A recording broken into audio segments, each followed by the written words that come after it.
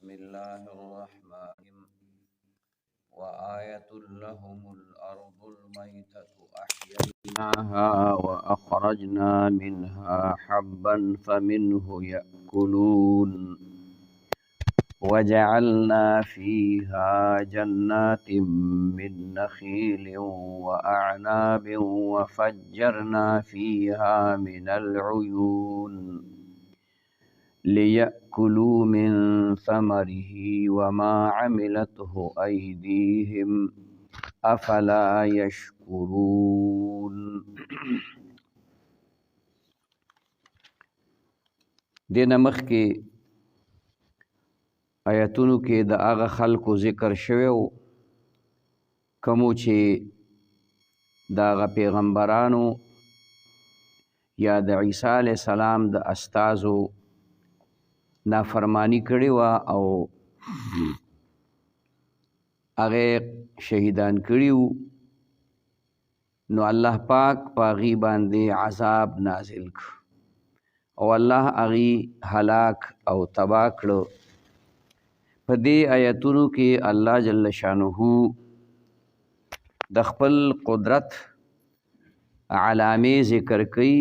دا نشانې او دا علامې په حقیقت کې د الله د توحید، د الله د یووالي، دا دلایل عقلیه، یعنی چې سړی عقل نه کاروالي وګوري دې خبره ته چې دا کوم قدرتونه د الله په دې ځای کې الله پاک ذکر کړي دي، نو دله دا خامخا پکاري چې دی ومني چې دا کارونه د الله دی او د یو الله دی. وګورئ الله پاک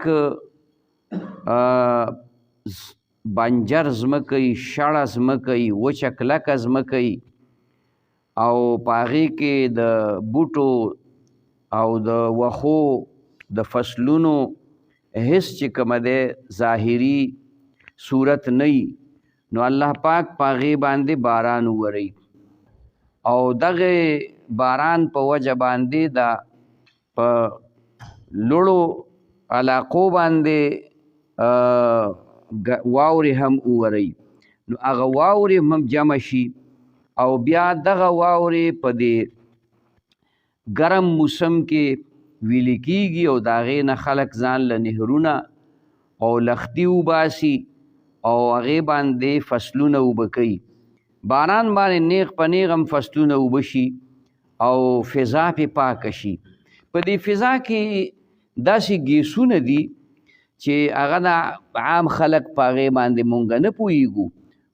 الله قدرت دی، داسې نظام دی چې دا باران وشي نو هغه ګیسونه هغه د نایټریټ په شکل کې، د یوریا په شکل کې دا د ځمکې ته راشي، د فصلونو ته راشي. دا فصلونه پې ترقي ولې کوي؟ نو دا یوازې د اوبو وجه نه ده، د دې اوبو سره سره چې کومه دی نو الله پاک هغه ګیسونه هغه هم چې کوم دی نو د ځمکې ته راولي، نو په دې فصلونو کې د هغې په وجه باندې ترقي وشي. دا د الله قدرت دی او د الله انعامات او احسانات چې کومه دی نو هم دي چې شړه ځمکه الله پاک په اوبو باندې ژوندی کوي او د هغې نه قسم قسم فصلونه او دانې غلې دا الله پیدا کوي. وآیة لهم الارض المیتة، او یو نشانی د دې خلکو دپاره هغه ځمکه مړه ده، مړه ځمکه بنجر چې شړی فی الحال پکې فصل نه وي. احییناها، ژوندی کړه مونږه دغې لره، و اخرجنا منها، او راوښکل مونږه د دغې نه حبا دانې غلې، فمنه یأکلون، نو د دغې نه خوري دوی خلک دی. د مطلب دا چې د اصل خبره دا چې کوم فصل وشي که نه، نو هغه ټول فصل یوازې د انسان خوراک نه وي، بلکې هغه فصل کې څه حصه د حیواناتو او د ځناورو او د هغه حیواناتو چې کوم دا خلک په کور کې ساتي، غوا میخې، د هغې چې کوم دی نو خوراک پکې او غلې دانې دا پکې د انسانانو خوراکي. وجعلنا فیها، ګرځولي مونږه په دې کې جنات باغونه په دې ځمکه کې، من نخیل د کجورو و اعناب او د انګورو، په دې باندې مختلف میوې کېږي دا مثال په تور الله ذکر کوي. بل دا ده چې دا انګورو او دا کجورې دا داسې د میوو کې اعلی قسم میوې دي چې د ډیرو زیاتو امراضو او بیمارو علاج هم دی. وفجرنا فیها او جاری کړي دي مونږ په دې ځمکه کې من العیون چینې څنګه جاری کیږي؟ یو خدا ده چې دغه بارانونه دا واورې وشي نو د غرونو په سرونو باندې نو د غرونو په یخونو کې چې کوم دی په هغې کې الله چینی راوباسي، یا بغیر دغې نه الله پاک په دې ځمکه کې د اوبو چې کوم دی نو یو سلسله جاری کړې ده. هغه چینی هغه داسې وي عجیبه خوندناکې اوبې مزیداري اوبې چې کوم دی صحتمند دي، ځکه چینی عام طور چې وي نو دا په غریزه علاقه کې او د دې دا اوبه د دې چینو دا د ډیرو مختلفو قسم بوټو ونو د هغې د جرنو نه راتېرېږي، د هغې اثر پکې نو هغه اوبه هغه د صحت دپاره فایدهمنې همي او د ډیرو امراضو علاج پکې همي. لیأکلوا من ثمره د پاره د دې چې اخري دا خلق د میوو د دې نه وما عملته ایدیهم او ندي کړي دغې لره لاسونو د دوی، یعنی دا میوې دانې غلې دا د خلکو لاسونو نه دي کړي. مطلب یې دی کې د خلکو څه اختیار نشته دی، الله په خپل قدرت باندې کړي دي او الله په دې خلکو انعام کړی دی. افلا یشکرون آیا شکر نه کوي دوی؟ پکار دا ده چې دا د الله نعمت شو نو د نعمت شکر پکار دی. سبحان الذي پاکی د هغه ذات لره خلق الازواج چې پیدا کړي دي جوړی کلها ټولې مما د هغې نه تنبت الارض چې زرغونی ځمکه ومن انفسهم او د نفسونو د دوی نه ومما او د هغې نه لا یعلمون چې نه پوهېږي دوی، خبر نشته دوی ته. الله پاک چې دا څومره څه پیدا کړي دي نو په دې ټولو کې نر او ماده شته، په دې ونو بوټو کې هم شته، حیواناتو کې خو نر ماده نر او ښځه دا خو هر چاته معلومه ده او پیژني، خو په دې ونو بوټو کې دا د هر چا کار نه وي، دا د بعضې خلکو پوهوي او خاص کر د زراعت واله چې هغې په دې خبرو باندې پوهېږي.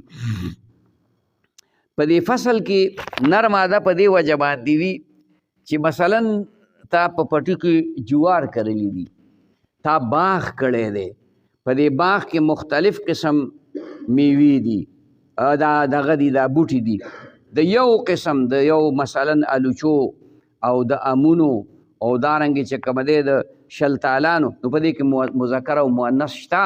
که دا مذکر مؤنث پکې نه وي نو بیا به د دې پیداوار هغسې نه وي، پیداوار به یې کمي.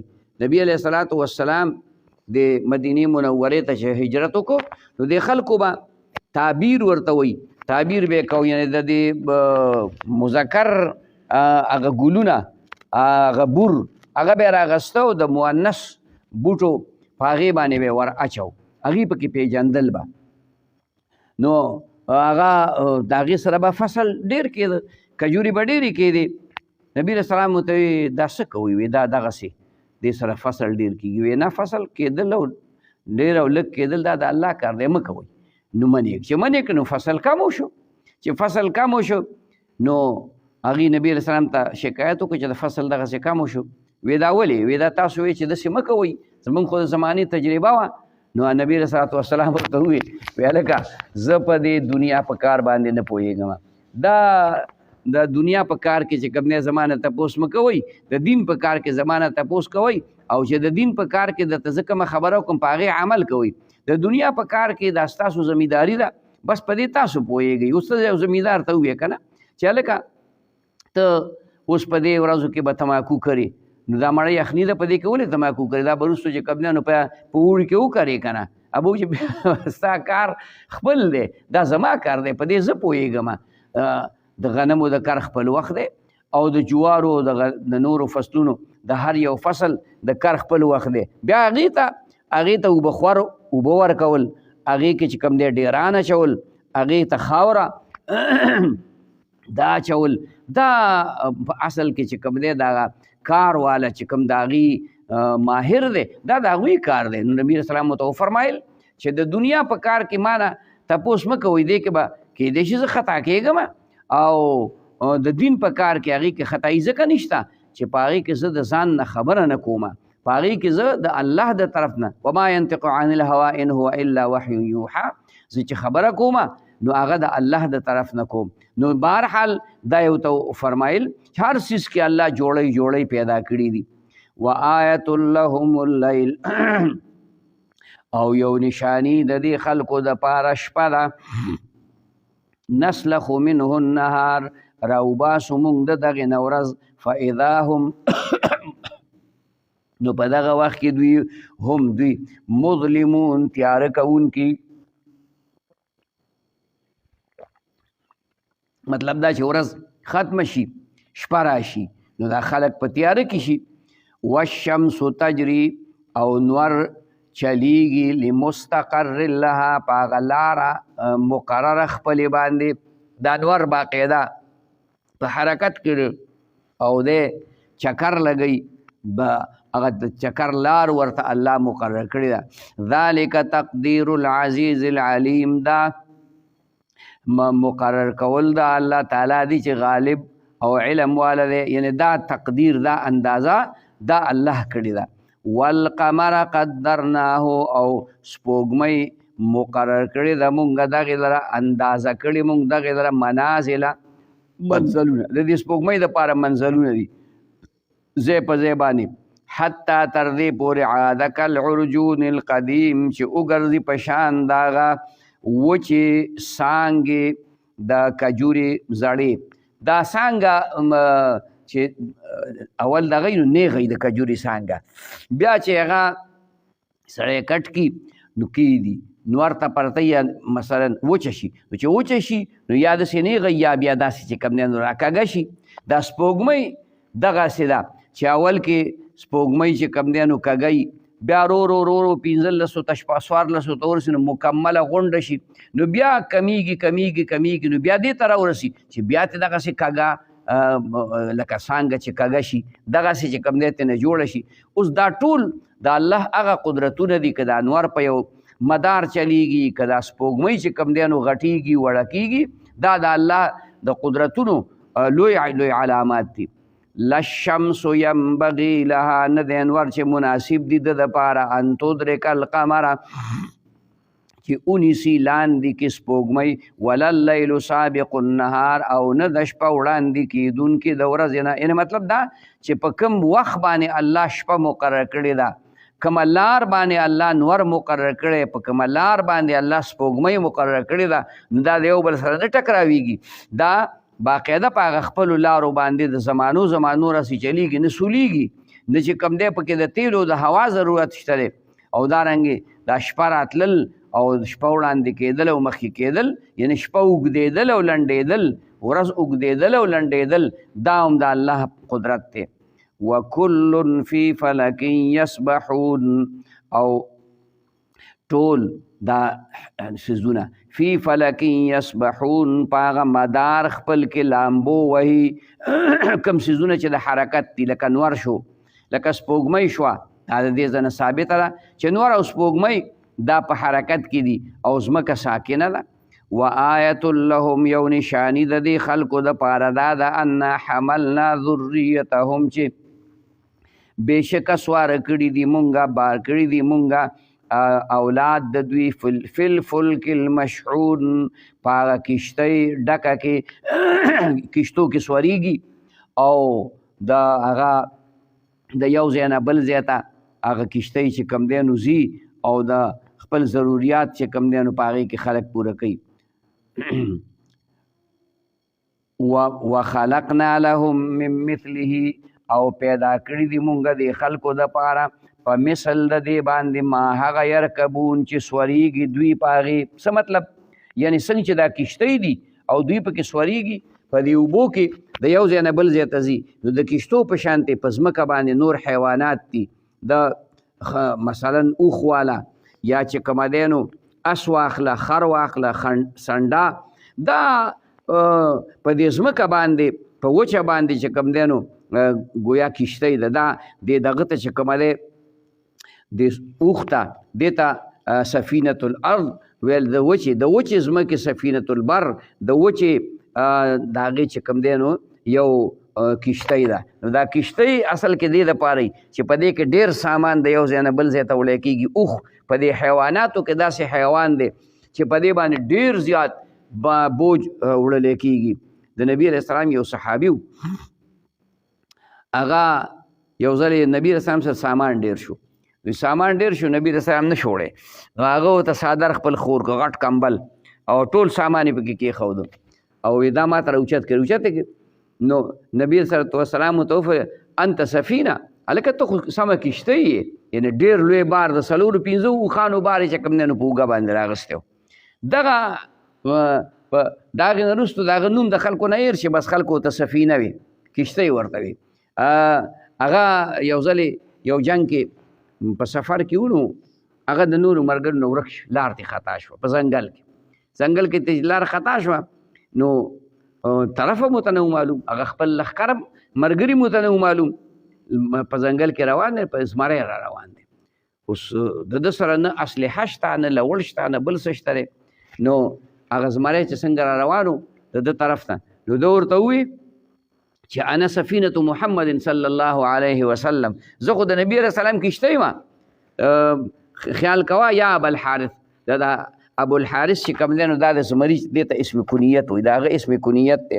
وی چې دا خبره یې ورته وکړه، بس هغه زمری هغه ته لکۍ دغه کول، لکه سړي چې پیشو عادت کړي یا خپل سپی عادت کړی، نو هغه ورته لکۍ دقسې خوځوله او د ده نه مخکې شو او په خپل اشاراتو کې دته وی چې راځه ما پسې. نو بس ته نو هغه لښکر ته یې دی ورسو، چې لښکر ته یې ورسو نو اشاره یې ورته وکړه. بعض روایتو کې راغلي ورته یې وویل چې ستاسو هغه لښکر هغه دی وځه، او دې زمری ته واپس لاړ. دا د صحابه لوی شان دی، عجیبه غوندې. بهرحال دا سفینه پورې دا خبره چې کوم دی نو راغله.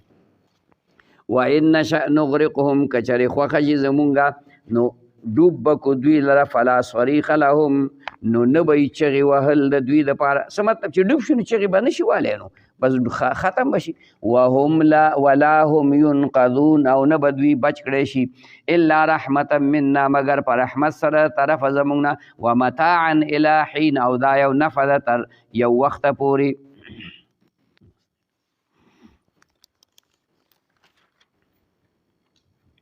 وآیت لهم الارض المیتة، او یو نشانی د دوی دپاره هغه ځمکه مړه ده، بنجر ده، احییناها چې ژوندی کړه مونږ دغې لره، واخرجنا منها راوښکل مونږ د دغې ځمکې نه حبا دانې، فمنه یأکلون، نو د دغې نه خوري دا خلک. وجعلنا فیها، او ګرځولي دي مونږ په دې ځمکه کې جنات باغونه من نخیل، د کجورو و اعناب، او د انګورو، وفجرنا فیها، جاری کړي دي مونږ په دې کې من العیون چینې، لیأکلوا من ثمره، د پاره دی چې اخري دا خلق د میوو د هغې نه.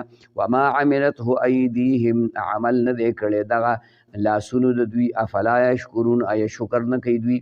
سبحان الذي، پاکی د هغه ذات لره، خلق الازواج چې پیدا کړي دي جوړی، کلها ټولې، مما د هغې نه تنبت الارض چې زرغونی ځمکه، ومن انفسهم، او د نفسونو د دوی نه، ومما لا يعلمون، او د هغې نه چې دوی علم نشته د هغې. وآیت لهم اللیل، او یو نشانی د دوی دپاره شپه ده، نسلخ منه النهار، راوباسو مونږ د دغې نه ورځ، فاذا هم مظلمون، نو دوی په دغه وخت کې په تیاره کوونکي وي. والشمس تجري، نور چلیږي، لمستقر لها، په هغه مقرره لاره خپله باندې. ذلک تقدیر العزیز العلیم، دا مقرر کول او اندازه کول دا الله تعالی دی چې غالب او علم والا دی. والقمر قدرناه، او سپوږمۍ مقرر کړې مونږ دغې لره منازل، منزلونه، حتی تر دې پورې عاده چې وګرځي دا کالعرجون القدیم، په شان د هغه وچې څانګې د زړې باندې. لشمس ینبغي لها، نه دی نور چې مناسب دي د ده لپاره ان تدرک القمر، چې لاندې کې سپوږمۍ، ولا اللیل سابق النهار، او نه د شپه وړاندې کېدونکې د ورځې نه. وکل فی فلک یسبحون، هر یو په مدار خپل کې یسبحون لامبو وهي. وآیت لهم، یو نشانی د دوی دپاره دا ده، انا حملنا ذریتهم، چې بېشکه پورته کړي دي مونږه اولاد د دوی فی الفلک المشحون په هغه کشتۍ ډکه کې وخلقنا لهم من مثله او پیدا کړي مونږ د دوی دپاره په مثل د دې کشتۍ باندې ما هغه څیزونه یرکبون چې سوریږي دوی په هغې باندې سورلي کوي لکه اوښ وغیره وان نشأ نغرقهم کچرې خوښه شو زمونږه نو ډوب به کړو مونږ دوی لره فلا صریخ لهم نه به یې چغې وهل د دوی دپاره ولا هم ینقذون نه به دوی بچ کړی شي الا رحمتا منا مگر په رحمت سره طرفه زمونږ نه ومتاعا او دپاره د نفع الی حین تر یو وخته پورې صدق الله العظیم ربنا آتنا في الدنيا حسنة وفي الآخرة حسنة وقنا عذاب النار اللهم أحسن عاقبتنا في الأمور كلها وأجرنا من خزي الدنيا وعذاب الآخرة وصلى الله تعالى على خير خلقه محمد وعلى آله وأصحابه أجمعين